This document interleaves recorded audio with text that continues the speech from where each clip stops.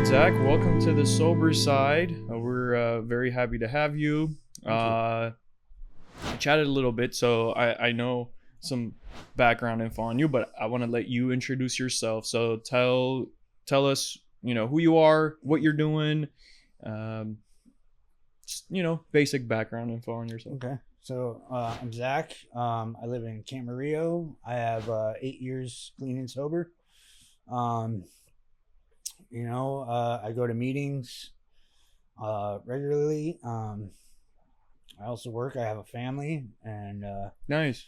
I How have old a are you, wife. man? You look pretty young. I'm turning 40 September 4th.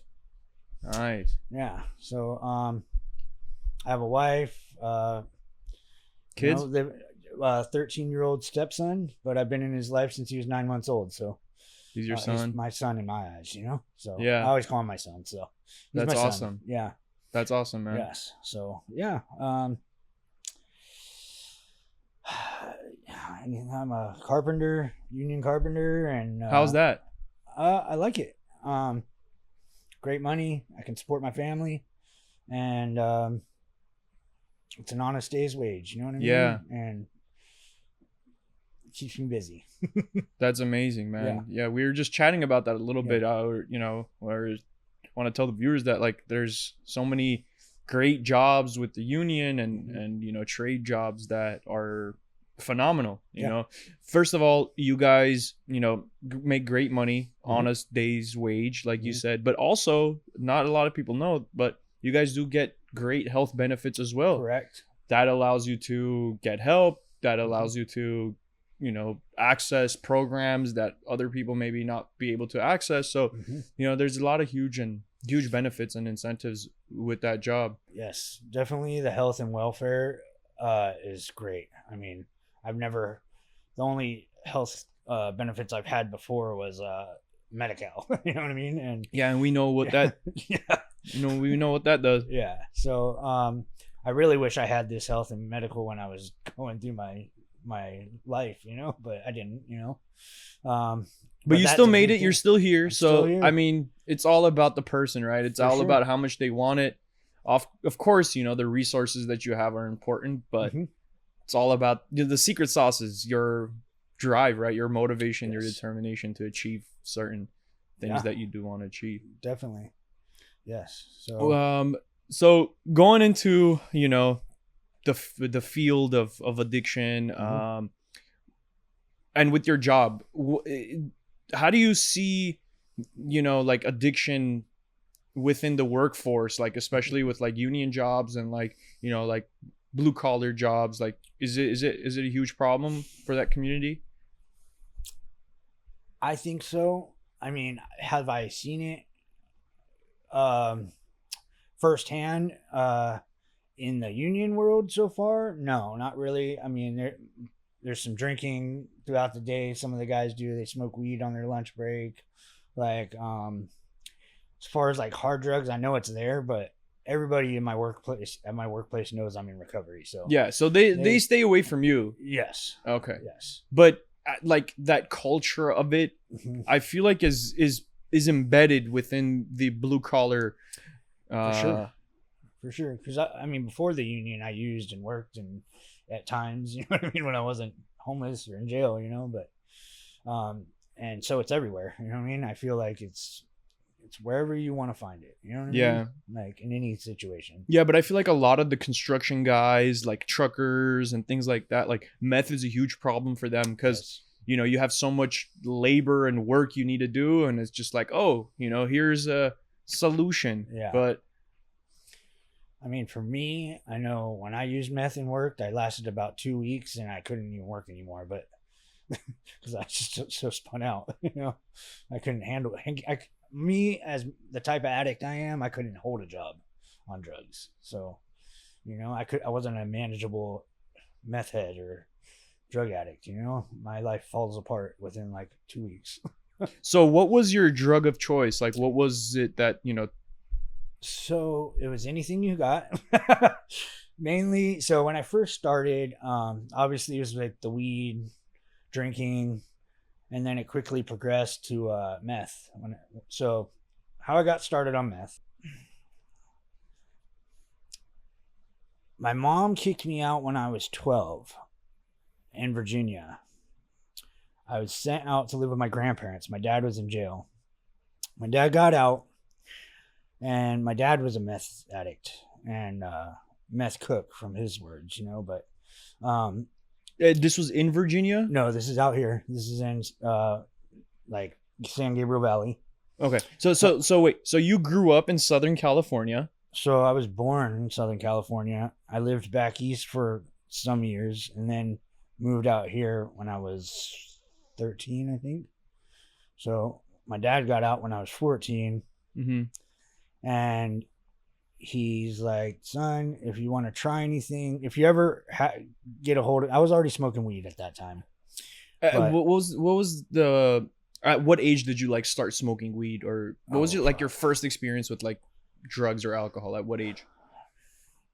Well, when I was young, my mom and stepdad, they partied a lot. Like, once I got older, I realized more stuff they were doing, but like growing up as a kid, I knew they smoked pot and drank a lot.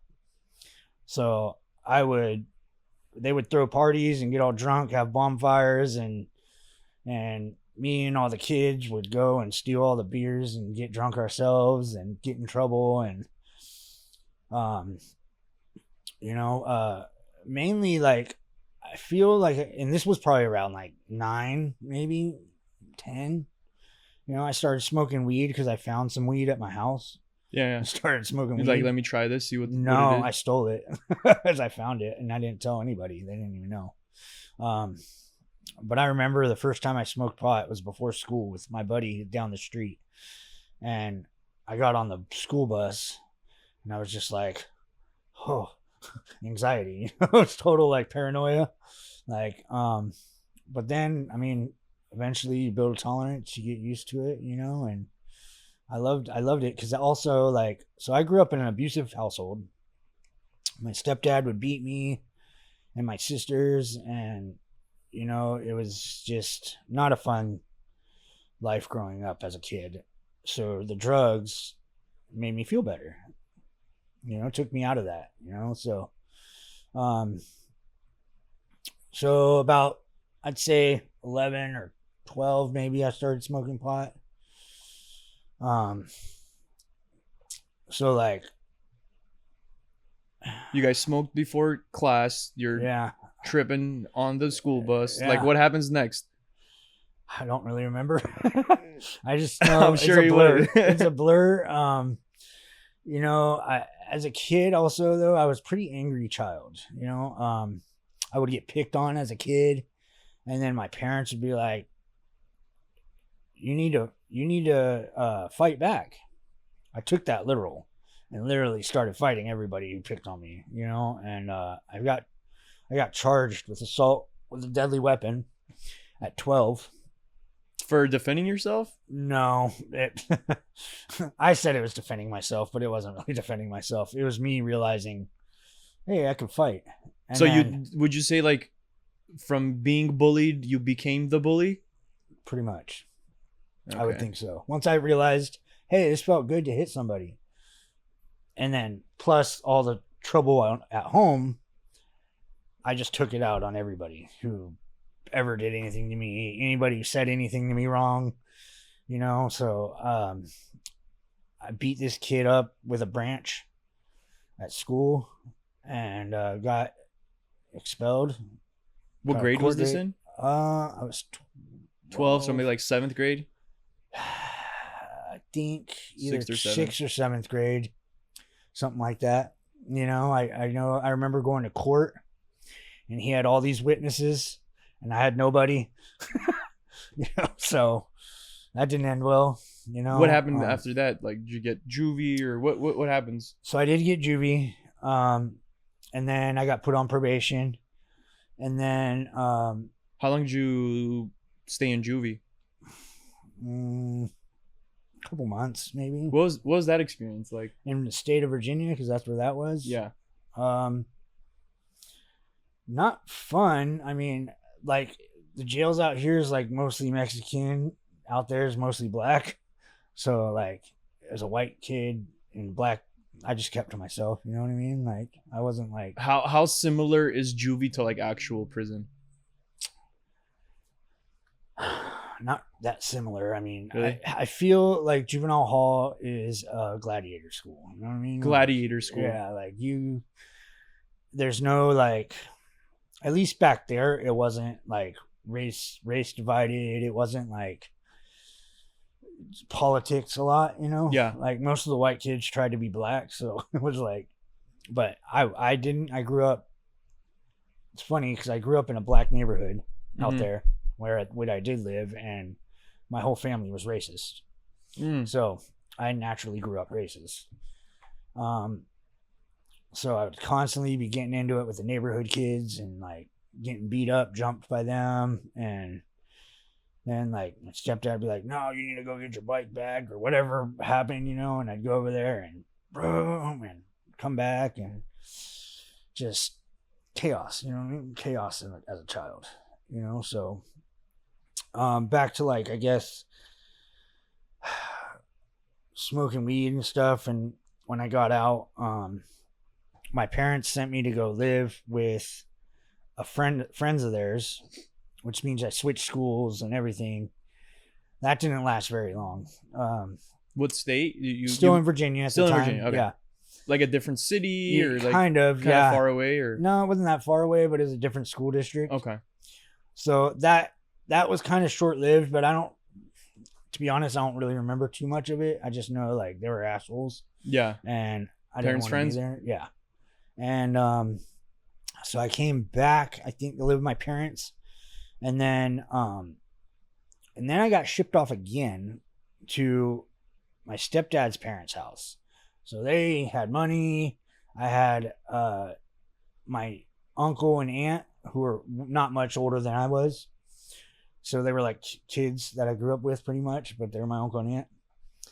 And we had fun. Still in Virginia? Yes. Yeah. So this is all like in a short period of time. Yeah. Like between like 12 and 13 maybe. In between those ages. And they kind of spoiled me, like, and I was like, hell yeah, this is great. This is what it's about, you know?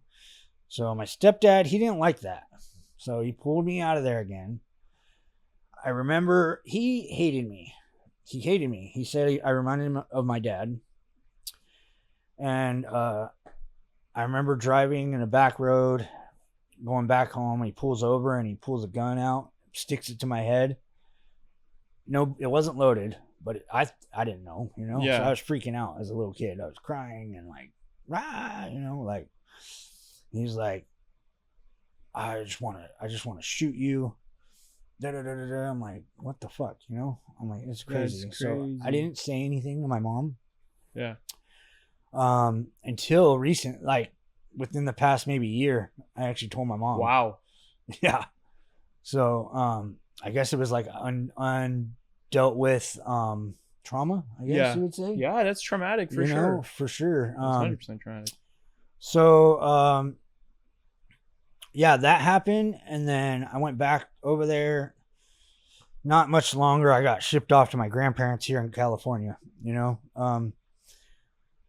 I guess if we backtrack to when I was little. And those are your mom's parents? Those are my dad's, my stepdad's parents.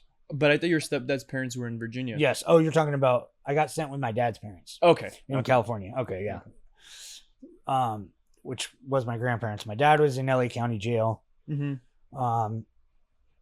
And then that was much better, you know, much better. But I was still smoking pot and met some friends, and I was a skater. I skated a lot, skateboard, you know. And then when my dad got out, he's like, I know you're already smoking pot, but before you try anything else, I want you to bring it to me and I want to make sure it's real. I don't want you to get some whatever. So I'm like, okay. So I brought him, I remember getting a little sack, what I thought was meth, and it was salt. My dad's like, you got ripped off, son. I'm like, fine. What age was this? 14. And who gave this to you? How'd you find it? I don't even know. Some kid at school, somebody at school. which I got ripped off. Obviously, it wasn't even meth. So, but this was still middle school, right? Yeah. Oh yeah. It was crazy. Yeah. And so he's like, "You want to get high?" And I'm like, "Yeah." So he busts out a big old sandwich bag full of fucking meth, dude. Like, I'm just like, oh, whoa. God. So that's when I really tried meth the first time. And I remember smoking with him and his girlfriend at the time. I was up for days, and what was that first, hit of meth like? I felt amazing. I felt like Superman. Like, I didn't have to sleep. I can skate really well. Like, I was it felt great. It was amazing. I was instantly addicted. Wow. Yeah. And then my dad, he had it at all times. So, and that was his thing. He was doing meth for a while. He's a meth head for sure. My dad still struggles, till this day. He says he's clean, but I don't know. He's far away now. He's in Apple Valley. So I have to keep him at an arm's length distance now because he's a trigger for me. Yeah. And I always relapse when I got around him. So if he was using, at the time. That's tough. Yeah. That's tough. Yeah. So the meth thing was it was acceptable for my dad. You know what I mean? My grandparents didn't know. I remember he'd be like, "All right, you gotta go act like you're asleep before school. So when grandma comes wakes you up, I think you're asleep, And I'm like, okay. And I remember being on the blankets like super high, just can't sleep, Go to school, and then my dad's girlfriend at the time, she would give me meth, my own little sacks, like a lunchbox worth, pretty much, a little bit, because my dad was a stingy motherfucker with it. He was that type who just hit it. Oh, I didn't even hit it yet. Old school tweaker, And I'm like, so I remember that. I remember my first time coming down off meth. I forget exactly. Me and my grandma were arguing or something about something, and I was just getting pissed because I'd never come down off meth. It makes you edgy, And I remember my dad coming in the door. He's like, "What the fuck are you yelling at your grandma for?" And I'm like, "What the fuck you want?" Blah, blah, blah. And he fucking cracked me, dude. And then picked me up, took me, and we went and got high again. I'm like, what the hell? So that's crazy, man. Yeah. And then, more updated conversations with your dad. Have you talked to him about your first experience with meth and hey man, why did you give me meth when I was 14? Has that ever come up in a conversation before? I have not approached that conversation with him yet. Okay. So to be honest with you, for a long time I was pretty fearful of my dad, I guess you would say. He's not an approachable person. He's crazy. He's crazy, Maybe now if I sat and talked with him, but I haven't seen my dad in years right now, so I haven't had that chance, I think one day I'm going to sit down with him and have that conversation, but I haven't done it yet. I haven't done that yet. And to be honest, I'm happy with my life with him not necessarily in it at the moment, you know what I mean? Right. And I do talk to him on the phone. Me and my family are not very close, so I maybe talk to my mom once a month, maybe my dad every couple months. My sister, same situation. I have a sister who died. Sorry for your loss. Yeah, she died in 2012 in a car accident. Sorry to hear that, man. Yeah, so she was an addict as well, Meth as well? Yes, she's meth and crack and everything else. But she lived in Florida, and so when I got sent off, my sister stayed behind, both of them. So in Virginia. Yeah. Okay. And then eventually, I think a couple years after I moved out to California, they moved to Florida, and they've been in Florida ever since. So yeah, after my dad got me introduced to meth, pretty much I was addicted to meth, you know. So you're doing meth, you're going to school. Mhm. How is that like? Are your friends doing meth? Are other kids, you know, kind of in similar situations? So I had a couple friends that I did meth with. I had a kid who used to go to his house in the mornings before school because I played football for a couple years, and we'd have first period off because we played football. So I'd go over there, we'd get high in the mornings, and then go to school, you know. Trip out on this though. When I was doing meth at that age, I was going to church then, and doing like youth group and going to church camps, but I'd bring it with me. But did you think that the meth was a problem then, or you kind of just saw it like, oh, it's just like kind of like weed and alcohol, like just what was your approach on it? I don't want to say I thought it was a problem because I haven't lost anything because of it for sure, and it was socially acceptable with my dad, you know, like Yeah. my family's cool with it. I don't give a fuck what anybody else thinks, you know, like I thought it was normal, you know, for me at least. Yeah, and you got your buddies there doing the I same had my thing, friends who did it, you know. We chilled, and we were like your everyday suburban skateboarders that did meth. I'd have my stoner friends and my like other friends, and I don't think anybody really knew at the time. Honestly, I think I hit it very well until I started shooting up. Once I started shooting up, it was a wrap. Like everybody knew, you know, and that's another story, you know. But how was that, you know, being in like the church environment and also being, you know, meth user? So how did that go together? You know, it's like oil and water. Right. So what originally got me pulled to church was the church had a Wednesday night youth group and a skate park. And so we used to go and skate and then do our church group. And then I think that pretty much like appeased my grandma at the time. Like, oh, he's doing so well. He's going to church and da-da-da, you know. And, but really I was doing meth and really didn't, at that time, I don't even think I believed in God. Well, I can't say I didn't believe in God, but I wasn't following it. God. Yeah, at all.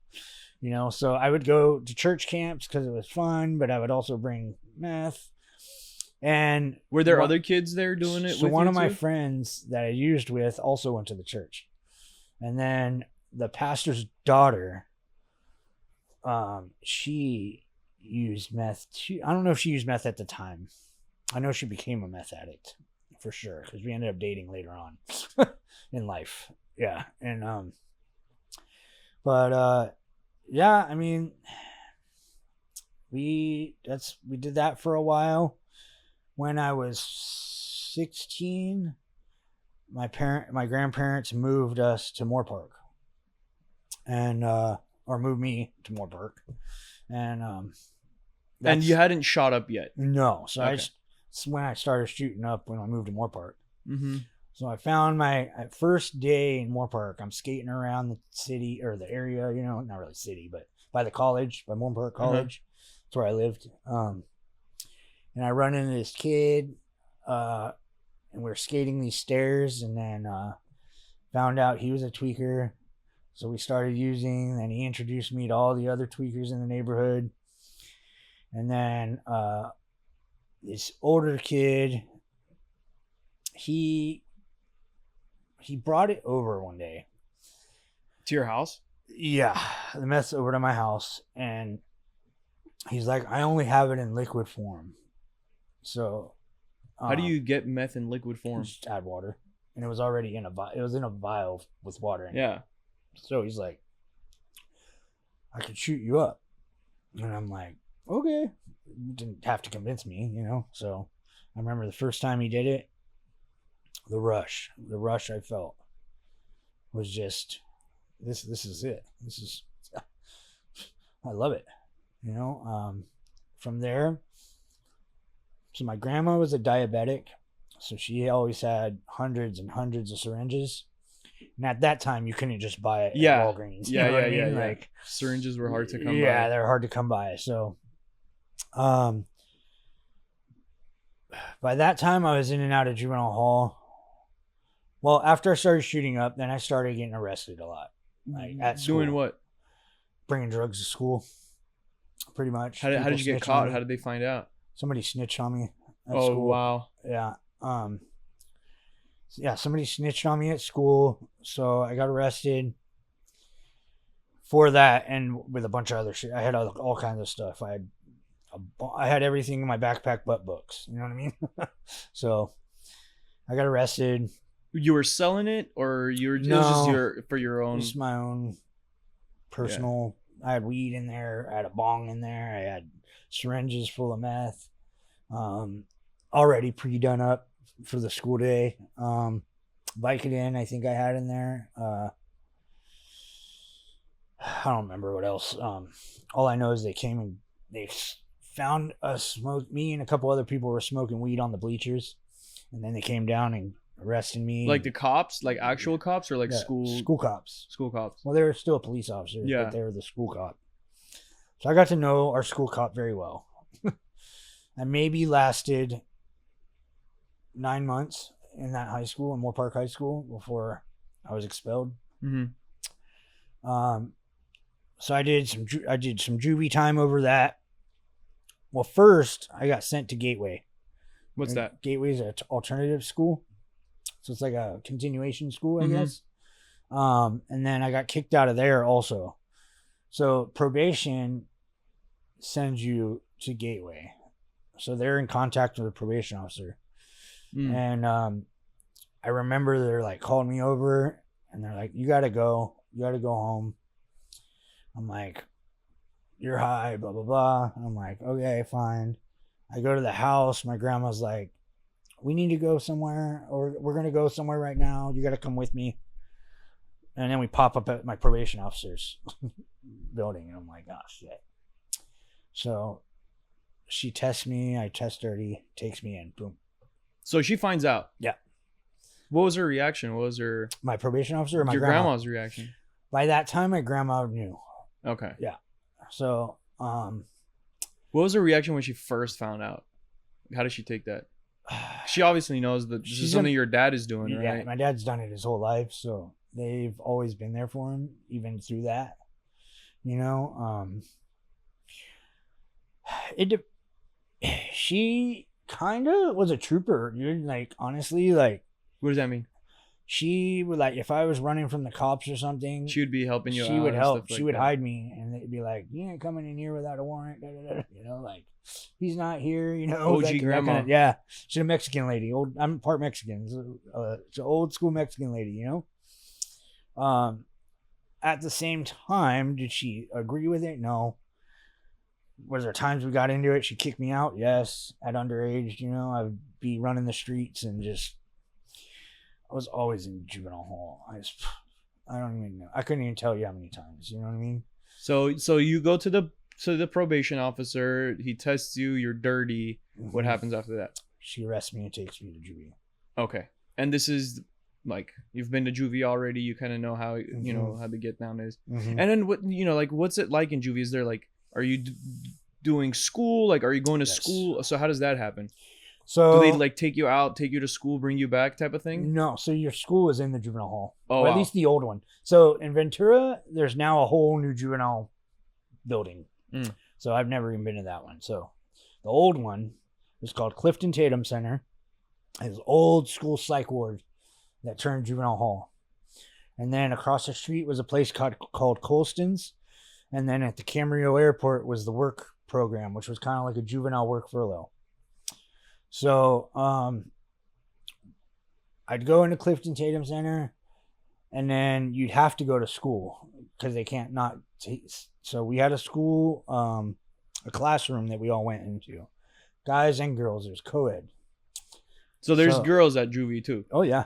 And so what's the demographic in juvie like? What are all these kids doing drugs, or is it like kind of a random mix? It's a mixture of, like, I'm sure all of them were doing drugs at some point, but a lot of it was gangbangers. A lot of gangbangers in there. Okay. You know, girls for using, you know. Um, I remember at school.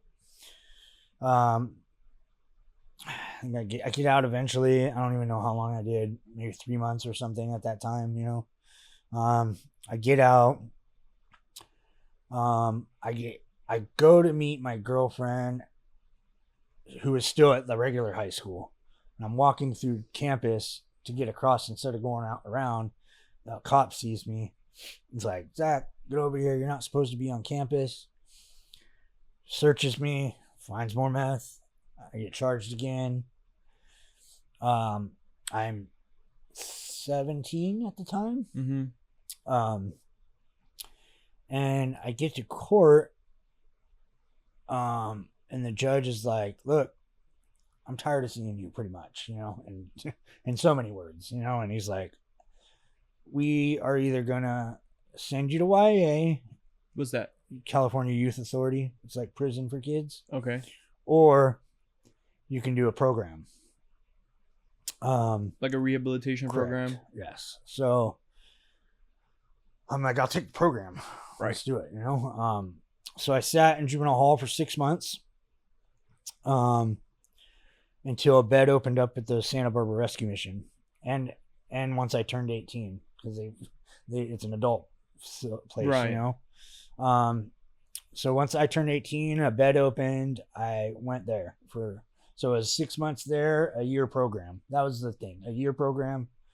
And if I completed it, like, everything would be wiped away. But did you complete your high school diploma at this time, or? I did get my GED. I got my GED while I was in juvenile hall. Okay. Before I went to the program. Okay. Believe it or not, they actually took us to Conejo Valley Adult School in shackles with other kids from the outs, like, to do our GED. I was like, all right. At least you're getting your GED. I got my GED. So what was this program like? You're transitioning from like juvie stuff to more like adult stuff. What was correct. that transition like? So when I arrived there, so that's a faith-based program.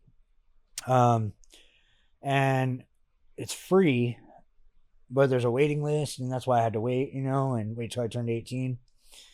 But I get there, I meet a whole bunch of people, guys coming from prison and county jail, and like people coming off the streets, and I was young, dude. I was 18 years old, the youngest guy in the whole place. How old was the oldest guy? Oh, probably in the 70s, maybe. Wow. Yeah. Okay. Yeah. There's the closest person to my age that was in there was like 21 years old. And then across, so there's the rescue mission, and then there's called the Bethel House, which was next across the parking lot, was the girls' side. Mm-hmm. So, I honestly partied while I was in there. Like, met girls, hooked up with girls, and just, I tried crack for my first time while I was in there. Like, I was just like, I used it as a party place more than trying to get help. You know what I mean? And why do you think that was even possible? Like this is a program, should be structured. How is this even happening? So the first 30 days is a blackout period. Mm-hmm. Can't go anywhere. Can't call anybody. Can't get calls. And then after 30 days, you move up a level, and then you could like go out with somebody to meetings, and then come back, and then the next level, I think you get to work like at the place, and then you get to go out by yourself. And this is after so many months and months and months. But like, there was other guys in there that were able to go out when I got there, and then like come back. So are you using while I'm in there? Yeah. Periodically. Okay. So like, not constantly, because they do drug test you randomly. So okay. So you go in there at 18. So mm-hmm. you've been using since what, 13, 14, mm-hmm. up until 18. When was your first like taste of sobriety, or like stopping your meth use or drug use? While I was in juvenile hall. Juvenile hall. Yeah. I didn't use while I was in there for this 6 months. Okay. So and how was that like? Was it easy? Was it tough? It wasn't hard, I don't think. I mean, When you don't I have had no access to choice. it, your Yeah. brain's not thinking about it, right? Right. Same with like cigarettes. I couldn't smoke cigarettes in there, and I went, and if I tried to stop smoking when I was out, I couldn't do it. You know, Yeah. but like in there, you have no choice. So It's a lot easier. it was maybe. a lot easier, I guess. Okay. But I was forced, obviously. I wasn't Yeah. ready. You Yeah, know? yeah, I just chose that to not go to YA, you know? Right. So, I mean, all the guys in the Santa Barbara rescue mission had bets that I wouldn't last 3 weeks in there before I was kicked out. And I made it 8 months before I got booted. I met this chick from another dude from Pismo Beach. She was 22. I was 18. And she pretty much, we hooked up, did some coke. She bought me a phone, like had some fun.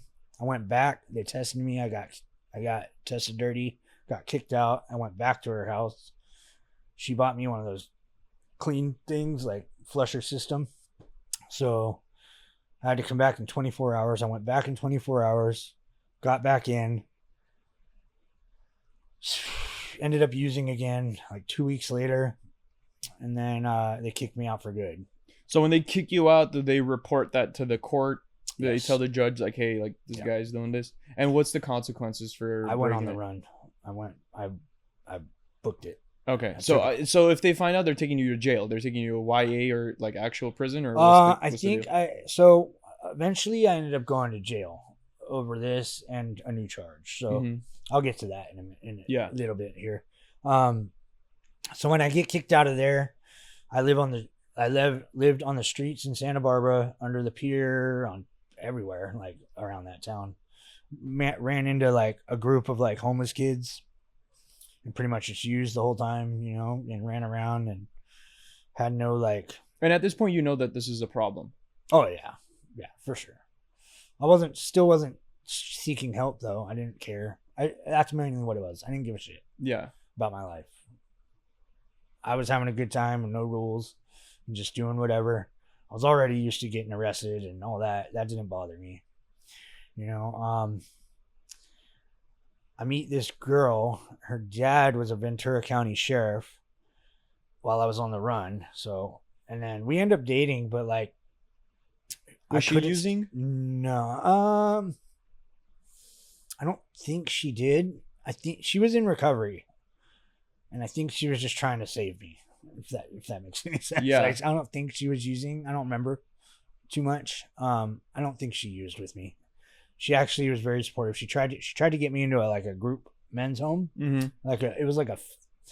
It was called the men's home in Oxnard. I went there for like a week, and they were the type that took you to church 3 times a week, and they prayed in tongues and all this crazy stuff.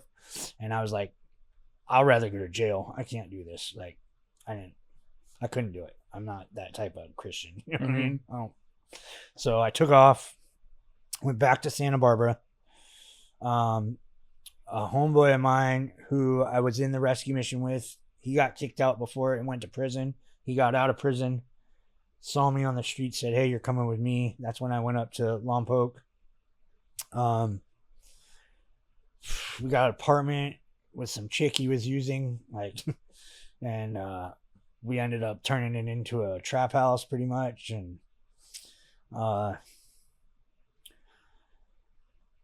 yeah. So during this time, you're still on meth, right? Yes. Are you smoking it, or are you No, I'm shooting. slamming it? Right? Is that how they call it? Mm-hmm. Did you pick up any other drugs while this? At that time, all I was doing was strictly meth.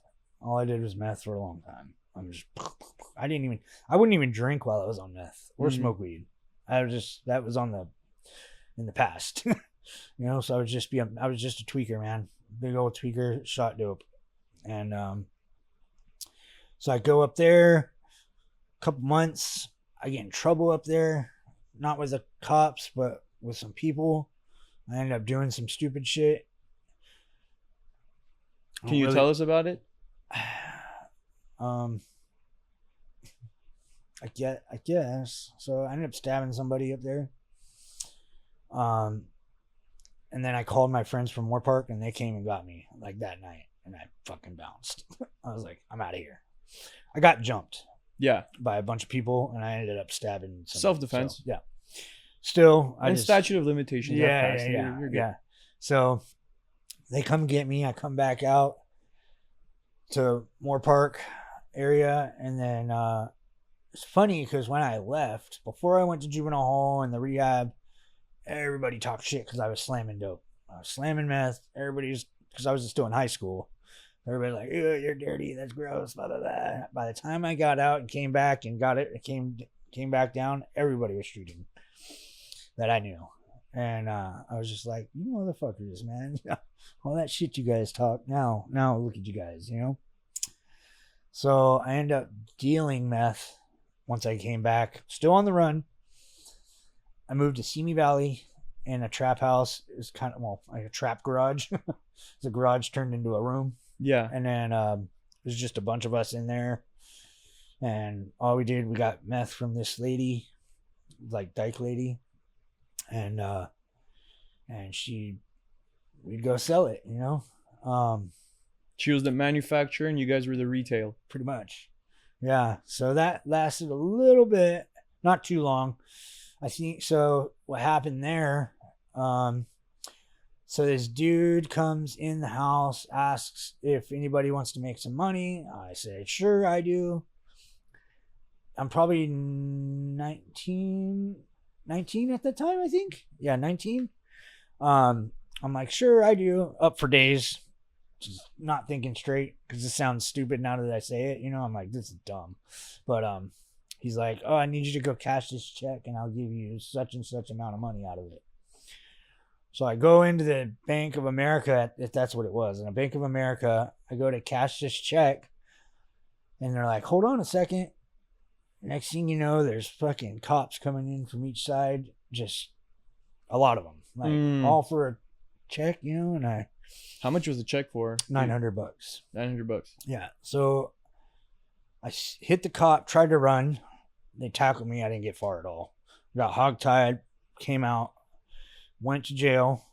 I'm like, what the fuck was all that for? Like, all for a check, you know what I mean? Like, yeah. Come to find out, through my dad, because he looked at my charges, the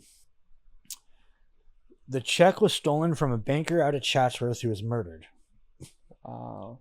So they thought you were the guy. I was the guy. So 3 days that I'm in there, by the time I get to court, all the charges got dropped because a couple other people got arrested with the checks too. So they already knew like somebody was handing them out. Okay. So by the time I got to court, they were dropped. I got a forgery charge. I did 30 days plus a violation. So I think I was like 90. I didn't even do much. I did like 90 days. I think it was like the remainder of my what I would have had left plus 30 days for the thing. I'm like, shoot it, dude. All that on the run and all that for that. I could have did my time a long time ago. It'd been fine, you know, but I didn't know. I was thinking I was looking at years and this and that, you know, but that didn't happen. So I do that. I get out. Still not done, obviously. Are you using in jail at this time? Like during that 90 days? No. Ventura, I didn't really run into too much drugs while I was in there. Not like LA County. LA County is a whole different, just everywhere in there. Ventura, I mean, have I done drugs in Ventura County? Yes. Has it happened a lot? No. Maybe once. And it was my bunkie brought in some meth and I used meth and I was like, I don't really want to do it. Fuck, I don't want to be awake. Yeah, like looking at cops while you're on meth, like for hours and days is probably not fun. At least they're not, because like Ventura County jail sucks. It's like you're in a cell, you're not like out with everybody, you know what I mean? And it's split tier, and it's like this guy gets out for, and then you're down. I think it was 8 and 24 or something like that. 8 hours out, 8 hours down, 24 down, or something. I forget how it went. It's exactly, but yeah, I mean, your charges get dropped, you do the 90 days, you come out, go right back to using again. You go back to this trap garage or? No, I don't go back to the trapper house. So I get out and I check my phone, and the lady who was giving me dope to sell, Zach, where the fuck are you? Blah, blah, blah. Like, where's my money? Like, and where's this person? And where's that person? And I'm like, bro, I don't know. I went to jail. I don't know where any of these people are. Like, I don't know. I don't have your money. I was in jail. She's like, all right, whatever. So I was done with that. Still using though at my grandparents' house. I think I met another chick I went to high school with.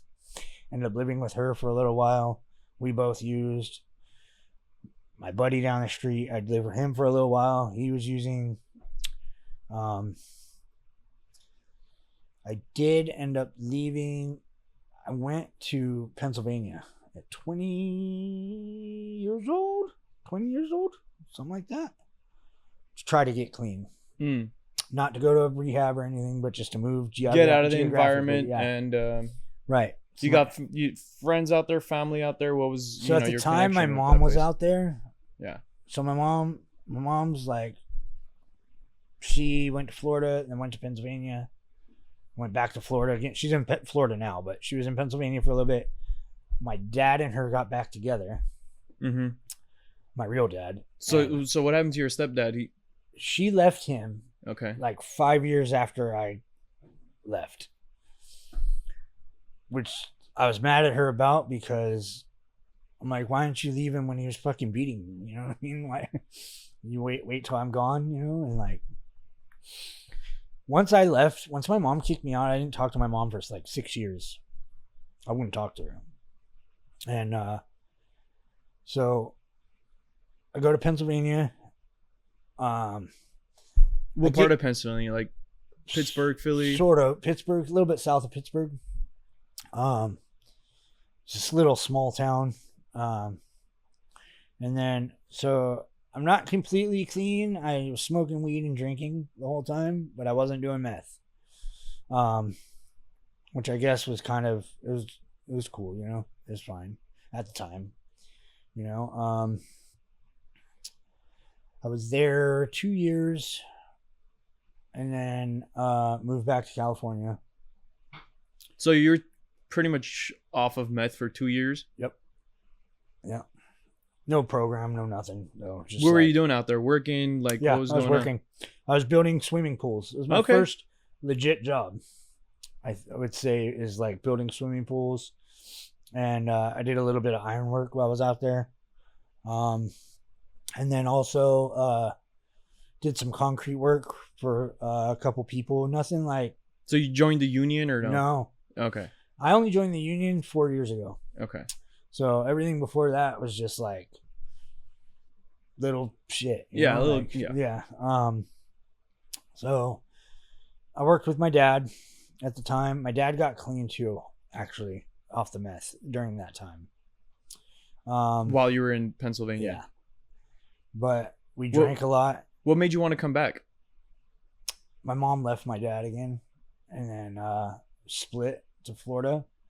And then me and my dad decided to drive back to California. So he was in Pennsylvania with you? Yeah, he went back with my mom, and I told him it was a bad idea. I told them both, but they didn't want to listen.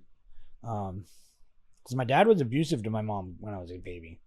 Like, that's why my mom, now we go back to when I was a child, little baby. My dad would beat my mom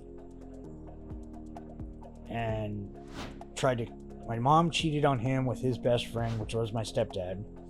My dad tried to kill him.